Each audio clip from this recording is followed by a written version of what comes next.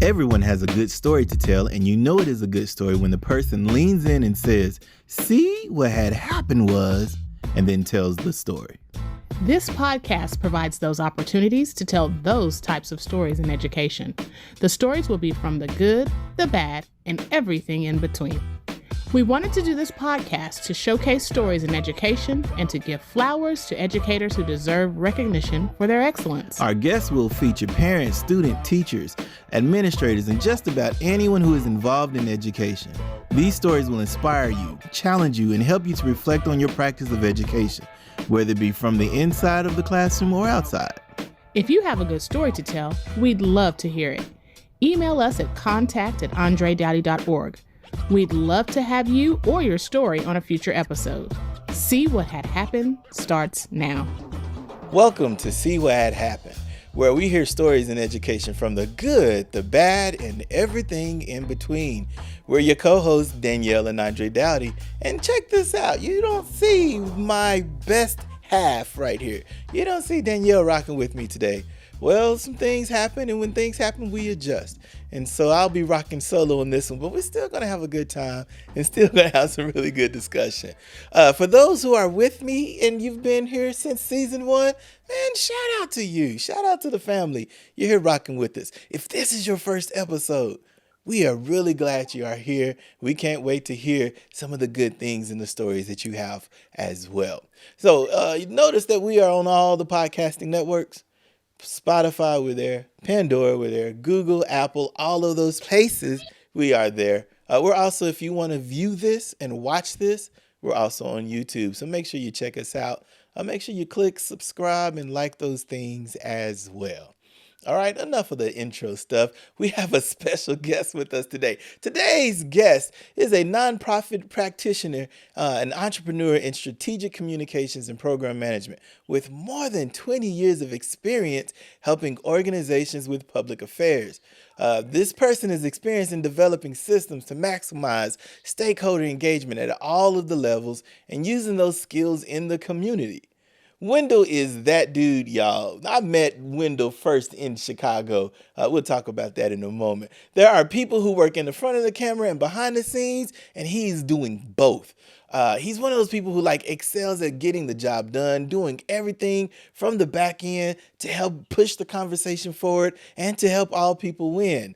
Please welcome to the stage, Wendell Mosby. What's up, man? How you doing? Hey, what's going on, Andre? Man, I'm doing well, man. Doing well. Good, man. Thanks for coming and starting a conversation with us today, man. We really appreciate it. Man, well, I appreciate the invitation, Yeah. So I gave you a small bio. Tell the listeners something else about you, something perhaps I overlooked. Overlooked. Born and raised south suburbs of Chicago, Chicago Heights to be exact.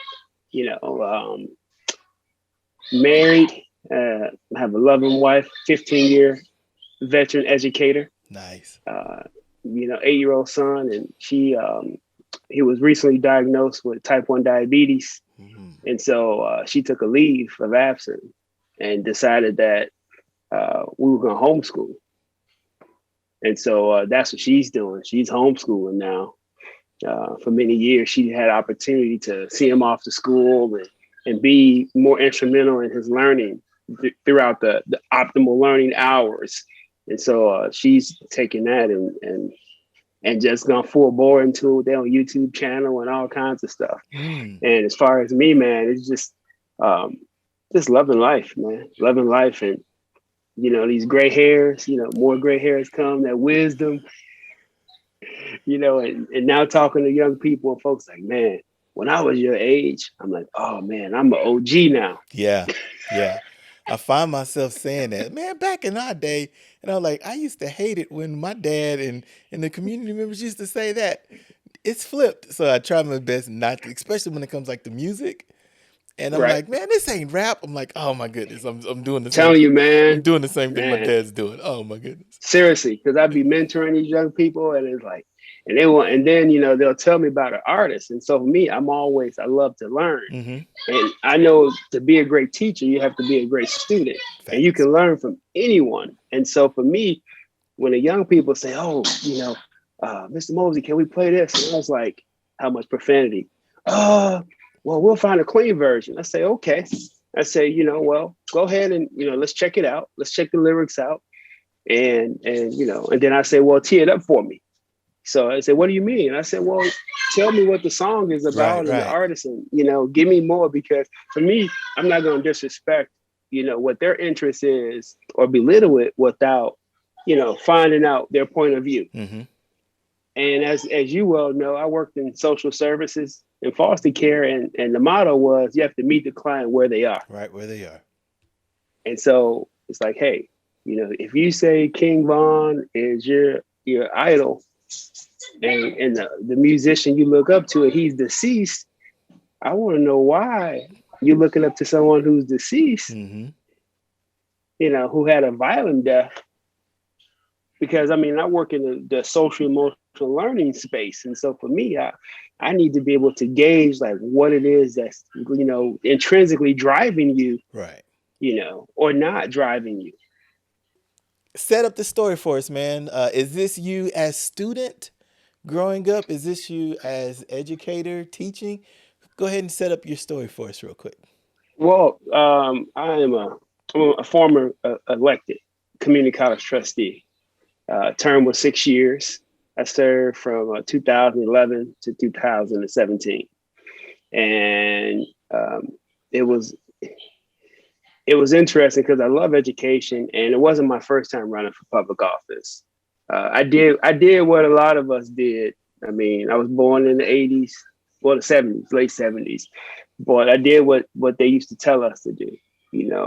Go to college, and there's a pot of gold, a job that's going to answer all your problems. Go to college.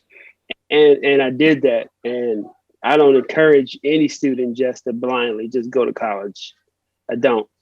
Say go for a purpose, a reason, know why you're going. Don't just blindly go because we tell you to, because they trick a lot of us Black African-American students, young people, that the only pathway to upper mobility is a degree and going to work for someone.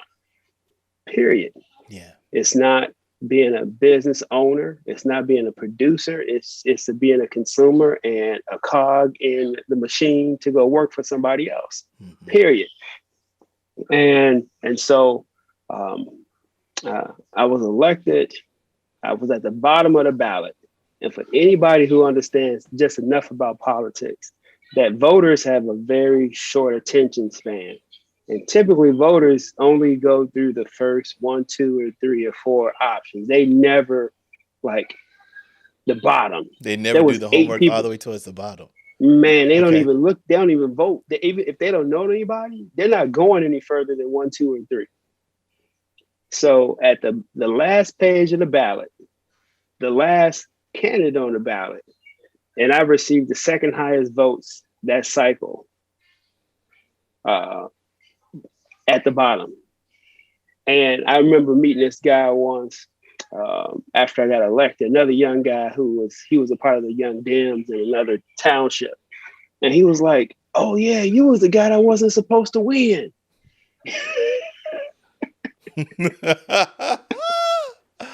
Oh no. Right. That is a perfect setup. So what had happened? I'm telling you. My goodness. I'm telling you. I mean, it was a mixture of things. It was a mixture of being known in the community. It was a mixture of when people are hip to social media now. Yeah. Any person running for office, all that stuff is baked in now. Facebook page, Twitter, Instagram, TikTok, that stuff wasn't, when I ran in 2011, that wasn't it. And I was in the place, but then I leveraged the visibility of using social media, Facebook in 2011, when nobody else was on it like that. Instagram. Yeah. I floored it. And so it was a combination of being from the community. And then I just was in the place. Even if I couldn't stay at an event long, I was there. And I was crisscrossing this district, which was about 22 communities over, I say, 50 to 60,000. Actually, no, more like 70,000 residents in the total district. I mean, it was a big swath in the south suburbs, and so that was the start. And for me, I started looking at the community college. I didn't really. I would say community college is a secret, the best kept secret in America. Period. Now I think because of COVID and kids had to come home, and had to go remote. And then people start really taking a harder look at finances, about affordability and the value. And those students who, were going away or couldn't go away, parents is like, why am I paying for you to go to FAMU if you're going to be remote for 2 years? Yeah. I mean, you don't go to FAMU to be virtual. You go to FAMU for the experience. Yes. Yeah. So that's how I just work, man. And I mean, they say in politics makes strange bedfellows. And so, had to make deals, with people that I didn't admire nor respect as much because I knew that they weren't committed to the community as I was. Yeah. And I think that's like the double-edged sword with my passion for the community, because one of my former mentors, she told me that I had a horrible job at marketing myself because I didn't find a pathway to profitability in leveraging who I was. And that was, there was some huge costs paid because of not being able to do that. I mean, and try to do everything the right way, thinking that, okay, if I work hard, people will be like, oh yeah, let's put Mosby on. I love the community college level because it sat on top of like the K-12, right? Yeah. It sat on top of that. And then, I have 5 high school districts in our district. And then, the junior highs and the elementary schools, so it's like, okay, they all can funnel through here. So it gave me a bigger, it was like, okay, from a macro level, I can see how this all works together. But then being a community guy, I knew from a micro level, like what that looks like on the ground. And so it was getting elected, and I was a firebrand, man. I came in, I was like, the school is 55% Black, and I don't feel like it's a Black school. I came in, it was like, any contract or something came through, what's in it for the Black students?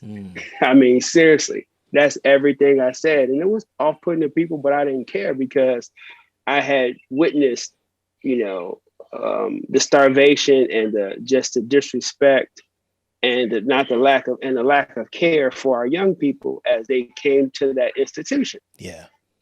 It was disheartening for somebody who wanted better for our people. It was like, and the community college is a unique place in the fact that someone can come there and you can get the associates, or they have all their certificate, the non-degree, opportunities, whether it's HVAC, if you want to do heat and cooling, or a mechanic. Yeah. Right. And so it was like, it was like,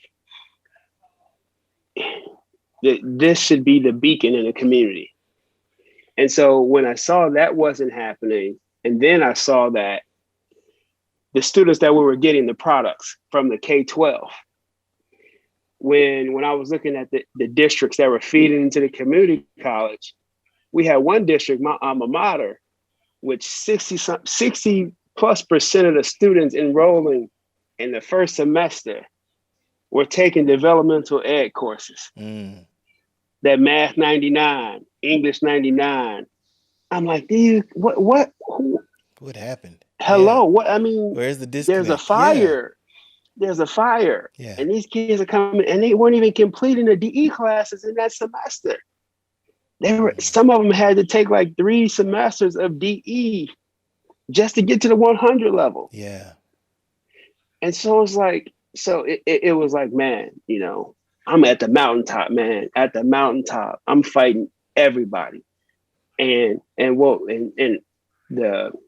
it's lonely up there. Yeah. How many people were on the board with you?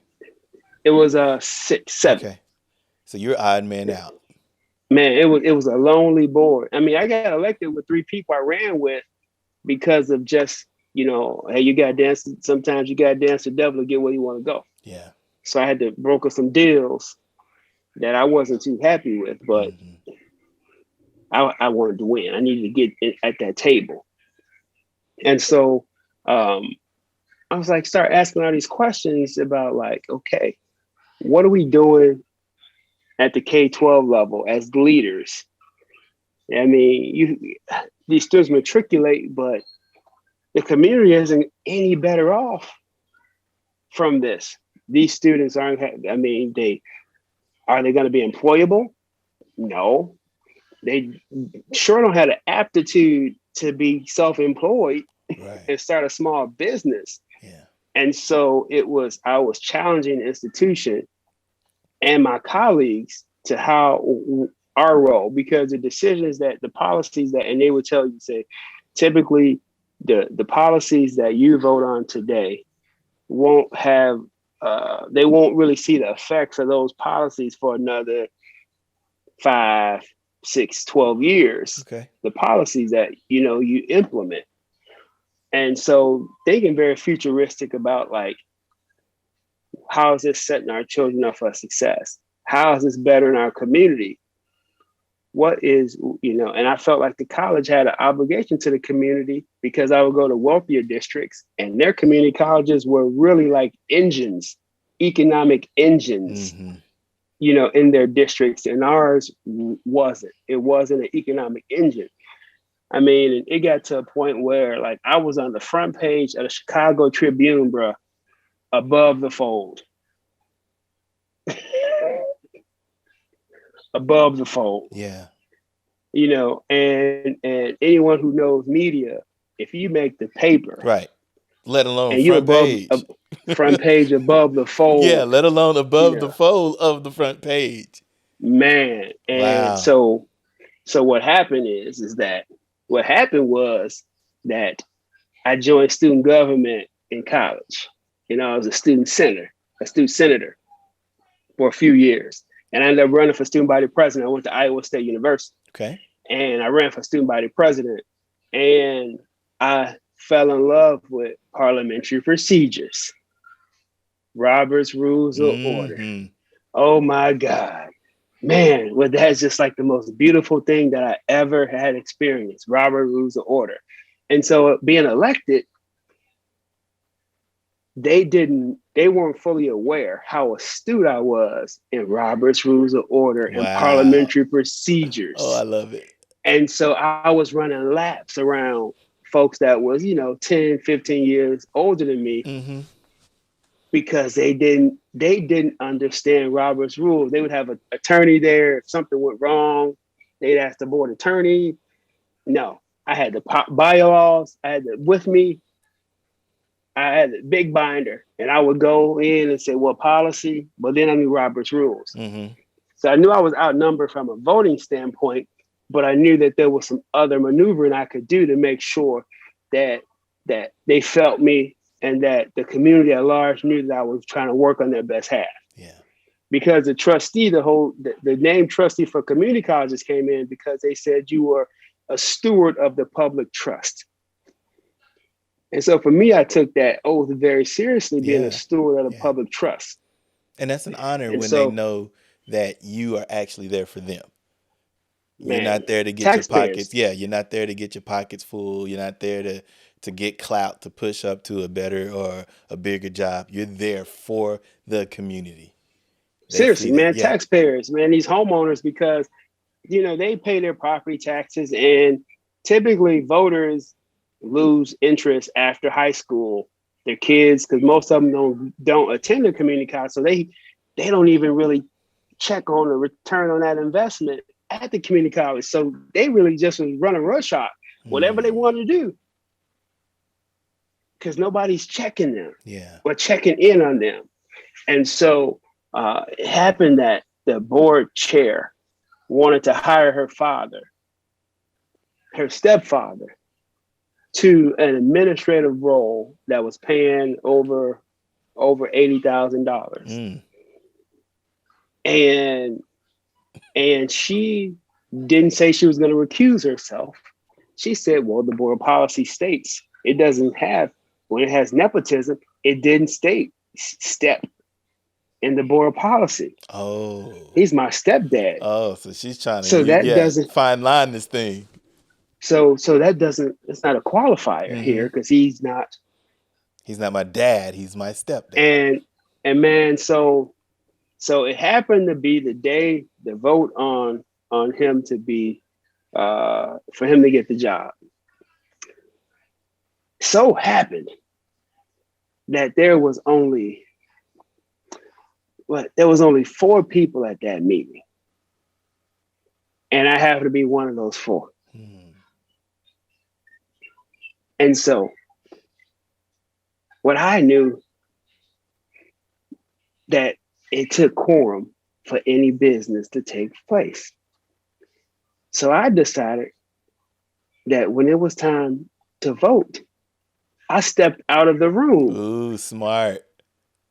So me stepping out of the room now is under immediately the stopped the meeting, and there was no quorum. So no business could be had. They could meet, but they couldn't vote on anything at that point. Oh, that's spicy. And they didn't know what I was doing. I walked out and I just was waiting, and the president's assistant came in and said, "Hey, are you coming back?" I said, No, there's no quorum. Oh man, they were livid. Oh, had to be. Oh yeah. So by the time I came back, they pulled that agenda item off of the docket and said, we'll table that one and we'll vote on it next time. And the board chair, I mean, this Irish lily white Catholic, and she's a cop, and this young Negro from Chicago Heights. How dare you? How dare you? I mean, and the way that the venom and how she tried to demean me and disrespect me, if she could have said the N-word, she would have said it quite a few times. She would have went there. Wow. Went there. She would have went there. Oh man, was live it. And that got us to the front page of the Tribune. Mind you, at the time, I was the second vice president of the African American Community College Trustee Association.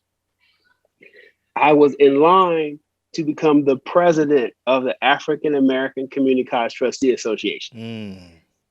This was right before the election of Trump. And was it Trump? It was 18.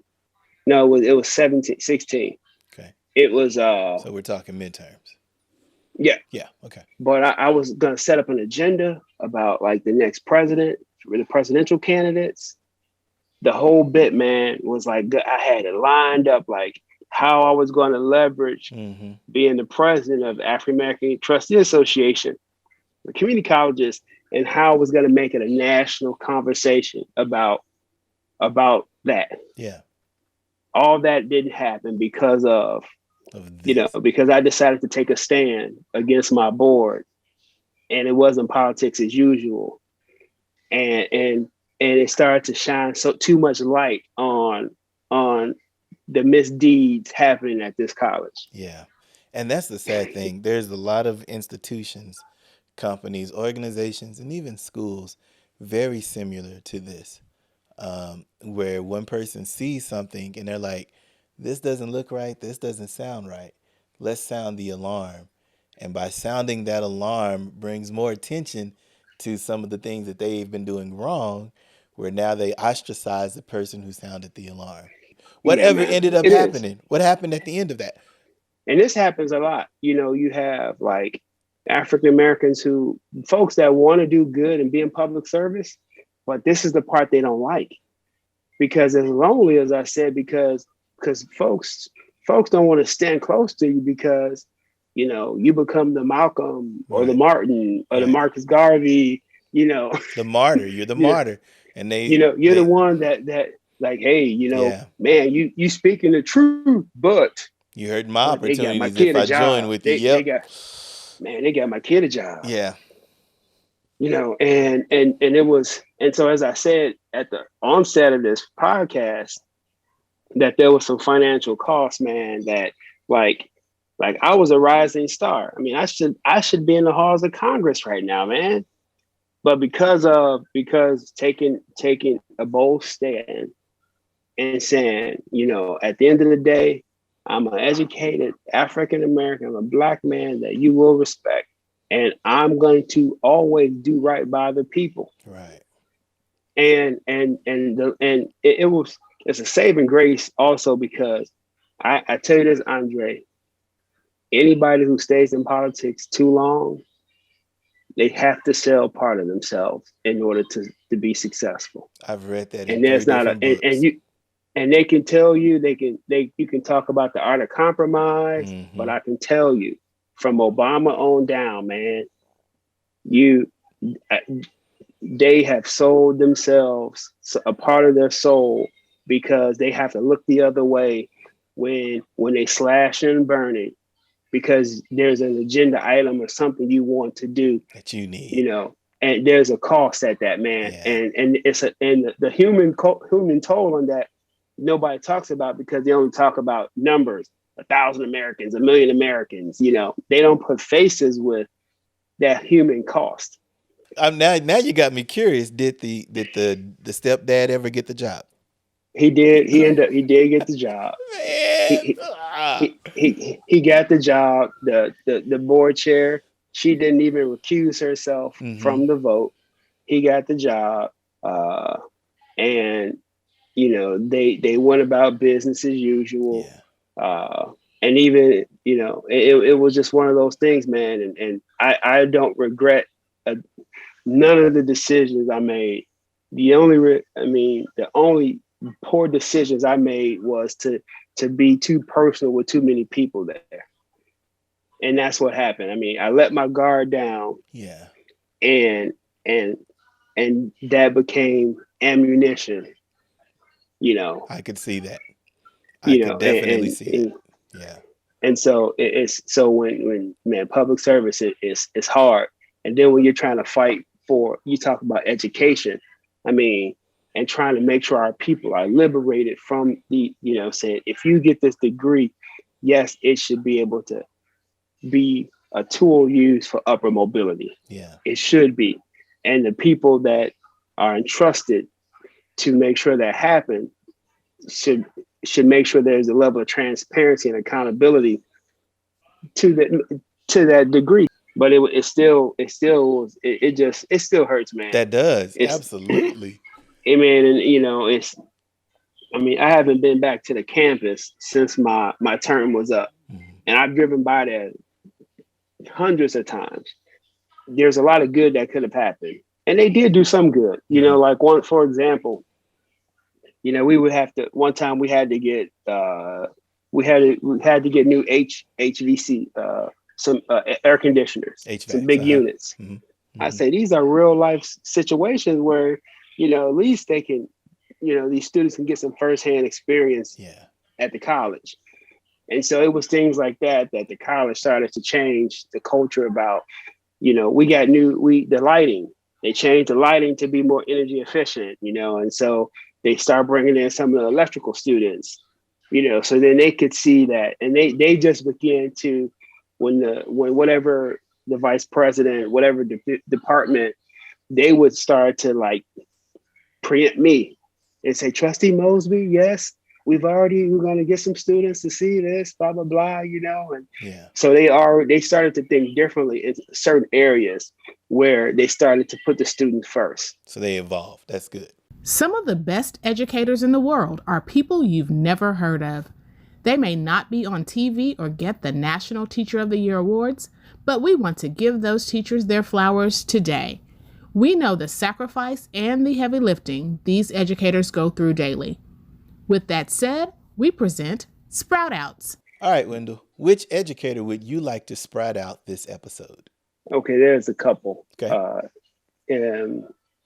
In high school, there was a foods teacher, Mrs. Ross. Mrs. Ross is pretty much the reason why I attended college. And she asked one simple thing. It's like, what are you doing after high school? And she encouraged me to apply for school, regardless on how poorly academically I was, had like a 2.5 and the 15 on the ACT. And she encouraged me to still apply for the schools I wanted to go to. Mm-hmm. And the rest is history. And then in undergrad, there was a professor, Mr. James Hutter. He was a poli-sci professor, and he really, I could really have some high level conversations with him politically. And he would always, encourage me to, fight. and yeah, those two individuals right there, I mean, really help shape and mold it. I mean, but there's so many. I mean, in college, there's so many people that was really just like, there was this one brother, his name is Wendell Duvall. My freshman year, I was working 2 or 3 jobs, and I was coming up short on my university bill. And Randall he worked in our SSP, in Student Support Services. Randall had he was newly married, new baby. And this brother wrote me a check for I think it was like $750. Wow. And I was just like, whoa. And he said, talk to my wife. He said, hey, this is an investment in our daughter's future.